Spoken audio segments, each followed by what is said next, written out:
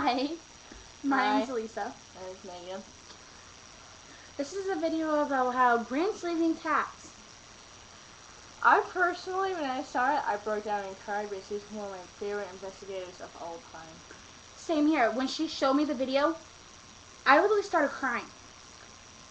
And I fell in love with Grant when I was 12 years old. This was with my grandmother.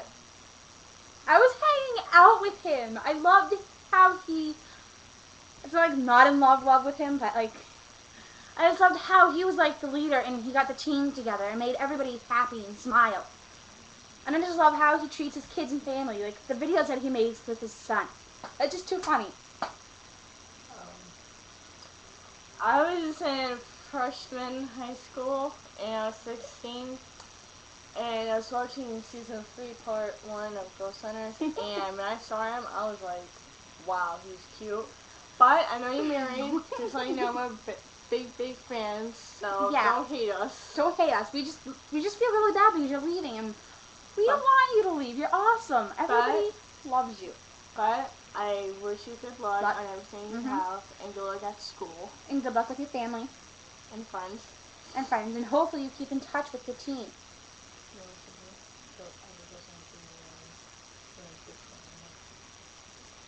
Hey, I'm gonna do a favor and show you so every DVD I own. I own literally nothing. Here's one.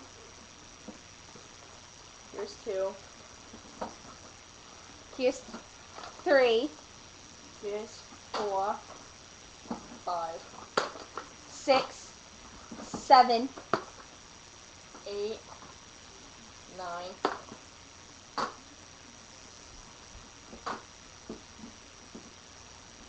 She's got more. And I mean more.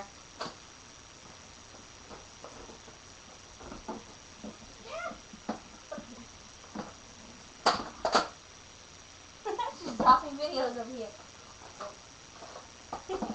That's 1. This one. This 1. This is the one. Or that 1. Oh, That one again. that's 1. This one. This 1. And this one. And that 1. So yeah, she's pretty much got a lot of Ghost Hunter videos. Yes, I am. And we're both really big fans. We've actually gone out ghost hunting ourselves. I actually went to ghost hunting graveyards, and trust me, I've seen and heard things that are pretty weird. Yes, especially at the Eastern Graveyard here in Portland, Maine. Oh yeah, that one. Should I tell my little story with my friend Megan Neon? What happened? One day, this was like 2 days right after Halloween, and it was on a weekend at the time.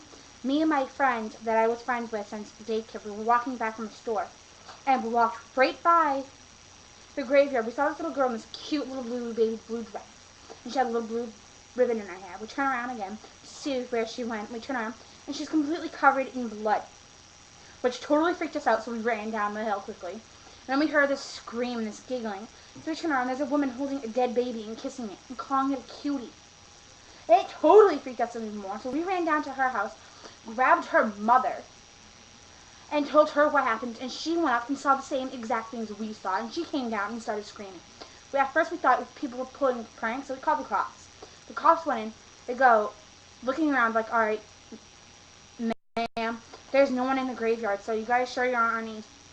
Like, no, we're just getting back from going to the store to pick up a few things to help cook dinner and for our mom, and noticed that there was these weird little images flashing by us, so we went, because we thought it was people pulling pranks on us, so we went down to get our mom, and it proves that we were wrong. So we're wondering if it was ghosts or people hiding and making the cops think we're crazy, and we're not crazy. I know what crazy is, and that's relative to mine. And here's Megan. Hi, Megan here. Me and my parents were investigating the Weston Cemetery, and it was Halloween night, and they did one this ghost hunts Halloween night, so we quickly hurried up. We investigated for like an hour or so, and well, we were in the back of the cemetery, and there was round big open space. And we heard like leaves going, like flying everywhere. but it's the wind, so we couldn't really understand that. But we were walking down the roadway, the dirt way, and both my mom and I were in front of my dad. My dad was behind us, and he quickly turned around and saw a black apparition standing in the middle of the dirt road, and we both turned around to my dad, saying, "What's wrong?" He's like, "Weren't you guys just behind me?" We're like, "No." He's like, "I swear to God, I just saw a black apparition standing in the middle of the road behind me." And then another time, I swear to God, I saw these 3 small tombstones, gravestones as we call them. And I swear to God, I know the darkness of blackness can play with your eyes. This is what I saw, this is what my dad saw. We were walking by 3 different little graveyards in a small little family. I swear I saw a little girl wearing a white dress. A long blonde hair. I'm not even kidding. And then we were walking back to the front of the cemetery, and both my parents told me to put my flashlight down. And then they're like, "Do you see that?" I'm like, "See what?" They both saw between 2 trees together, kind of together, like this close. And they saw a apparition between it. Then we can see the head and the shoulder. Had no bottom to it. And at the Evergreen Cemetery, they have a church in front of it and then a whole graveyard. Well, it's now fall, and it's like the day before Halloween, so you don't miss Ghost Hunter's Live. Yes, I tell you, I'm a big Ghost Hunter fan. I love Ghost Hunters. I won't tell you how much because I go crazy. Anyway. So freaking true. This girl is like totally loves Ghost Hunters. She's got posters in her bedroom. And I'm not showing you them either. I can tell you which poster she has. No, I can't. Never mind. I wouldn't do that there. I'm sorry. Well, I was walking towards my mom or me was walking towards the church thing before the cemetery. And we both had a recorder in our hands. And the recorder kept going off and on. And it happened 3 times to me, once to my mom. And we go back home. A few days later, we went over the evidence, analysis, that's what science call it. Better. And my dad heard a voice, and I won't tell you until I tell you that I heard it. He called me from my room and said, "Megan, I caught something." I'm like, "Okay." I come out of my room, same room. And he's like, "Listen to his voice." I'm like, "Okay." He says, "Get out." In a mean voice. Sounds like a deep man's voice. I've been watching Ghost Hunters for 6 years, and I know between good and bad. And that was bad. I don't know what it was. I know there's 2 different types of hauntings. There was what is it? What's it called? My sister was looking at me. Okay. There's 2 kinds of hauntings. There's the good hauntings where it's friendly spirits trying to communicate and get help from other people, humans that are alive, because they're either trapped between both worlds, the living and the death world, and then there's the in-between world where spirits live because they have nowhere to go. They don't know where to go. And then there's the evil hauntings, where there's demons, evil ghosts, murderers, things like that. Which those are very odd hauntings. It's where people actually be killed and stuff, like that movie Paranormal. Seen it. Which actually is a true story if you actually take a look at it. It freaked the fuck out. So, but yeah, as I was saying, between the good spirits and the evil spirits, there's 2 different hauntings. Well, for instance, the spirit that she saw was probably someone really evil and trying to scare them. They didn't want them trespassing or something. They're probably walking over there and didn't realize it. For example, my oldest sister Megan and I, one day while we're at my old house, we're walking by my mom's bedroom, and my gray cat lady was floating in the air, and there was nobody around her. I see that. That's what's in the bathroom. Oh. But Then my dad's guitar amp started floating, which totally freaked my mom out because she came out. She goes, "Girls, did you just move your dad's amp?" I go, "No, I was in my room on my school laptop doing homework."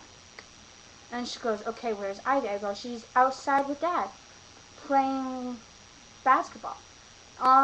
Then who's in the house? I go, "Just me and Megan. Megan's on her computer doing her homework."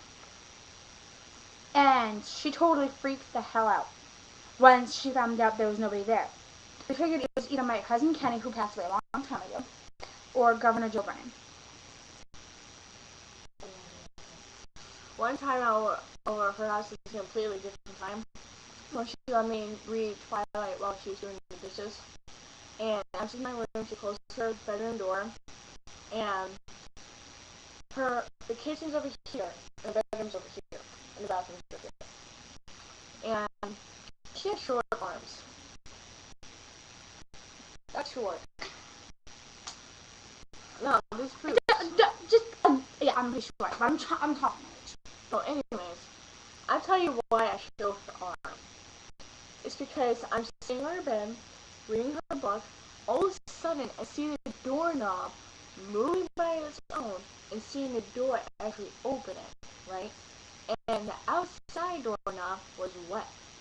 Okay, how can she do dishes and go to her bedroom door, open it, and run back like in 5 seconds? There's no way in hell. No way. I even asked her, "Did you open the door?" She's like, "No." I'm like, "Why is your doorknob wet?" It's like, "Oh, it's probably my cousin Kenny." I'm like, "Oh, hi." Yeah, that freaked me out. And yet, I'm like so sensitive. Yeah. Can I give you a place to tell you how big I'm looking? She's a huge fan. Actually, she just reminded me of another story. And this one may creep you guys out and may make you guys want to come to Portland, Maine. A little while ago, at a friend of mine's house, I was at her house, and this is Back Bay Towers on the 9th floor. And it's just me and my friend Karen and my cousin Amanda Shaw. We're all just sitting there, minding our businesses, on our laptops, and watching a movie. We hear this rattling, so we go, okay, maybe it's just the cat. And we look down, the cat's sitting right in between me and my cousin Amanda. We're like, Karen, that's the cat. So we go into her kitchen closet, we look in the cupboards, the kitchen closet, and then we look in the cupboards and everything. And then we go into the hall closets. Then we go into her bedroom closet, and then her dad's closet, and then both bathrooms to see if it's anybody in there. There's nobody there. Then we go back out. There's the butcher's knife on the counter. Nobody else is in the house. It's a three house. So we start kind of panicking. We're like, Karen, call your dad up and tell him someone's in the house. Tell him someone's in the house. Because it's totally freaking us out. So she calls her dad up, goes, "Dad, there's someone in the house and it's creeping us out. We can't find who it is." Well, her older sister comes in because her dad called up, had her leave work early. So she comes in, she goes, "What is it, you guys? What's going on?" I go, "Someone's in the house. We don't know where they are, but they left that butcher knife on the counter. They left all kinds of weird shit all over the place in the house, and it totally freaking freaked us out." Finally, she goes under the beds, which we didn't dare because you never know if they're going to jump out at you and freaking attack you and do something stupid. So she looked under the bed and goes, "Nobody's under here." Well, we sat back down and started watching our movie. We sat back down, as I said, started watching our movie and started doing what we're doing on our computers. And we hear that same rattling noise. So we turn around, and her glass stand and shelf case that she has for her dad's trophies and awards that he has, because he used to do a lot of gym sports and stuff, started shaking. We're like, Sarah, which is Karen's older sister, I go, "Are you pounding on the wall?" She goes, "No, I'm in the bathroom." We're like, okay. So we look over, nobody's there, and when I walked over, I felt this really cold presence. I'm like, "Guys, there's something in the house, and it's not human. It's not normal." I mean, it was so cold that I literally had to grab a blanket off the back of the couch. They go, why are you grabbing that? I go, come here and tell me what you feel. They stepped into that little circle I was in, and it was really cold. And then we ended up tearing a piece of the rug off to see why it was so cold, because we thought the air vents were coming on. Because we cover the air vents during the winter because it brings out cold air more than it does hot air. So when we covered it up, we thought we covered it. I'm like, the air vents are covered, so it can't be the air vents. And we totally freaked because one found out what it was. Because Dad goes, nobody